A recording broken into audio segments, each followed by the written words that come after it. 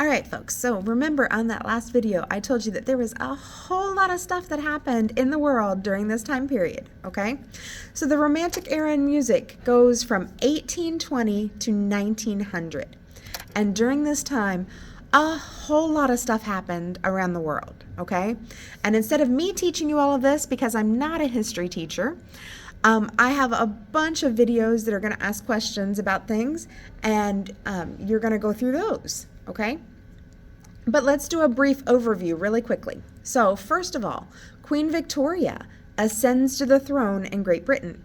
What that means is ascending means she takes over. She becomes queen, okay? That's what it means to ascend to the throne. It's to travel up to the throne is literally what the word ascend means, all right? That's really an important fact because Queen Victoria was the longest reigning monarch in history up to that point. And then after that, we of course have Queen Elizabeth that just passed away recently, that beat her reign by a couple of years. All right. Something called the Orient Express began traveling from Paris to Constantinople. And this was huge because remember before this, travel wasn't easy. We're talking horses and buggies. And now all of a sudden a train can take you halfway across the world. Oh, I'm going to pause. Make sure the... Okay. Another big thing during this time was that aspirin was invented. I mean, think about that. Before that time, if you had a headache or a body ache or sprained ankle or a hurt back, you couldn't just pop a pill and make yourself feel better.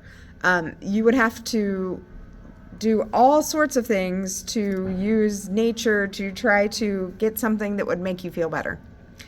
And none of them would be nearly as good as aspirin or nearly as easy. Okay? Hey, during this timeline, women got to the right to the vote. In New Zealand, it wasn't here in America, but that's still pretty cool that one country already was starting to give women the right to vote, all right? Canada was unified, which is something I didn't know until I pulled this lesson together. The British forced China to trade because I guess China didn't want to trade with Western countries very much. And so the British went to war with them and ended up forcing them to trade. And then not only that, they also annexed Hong Kong.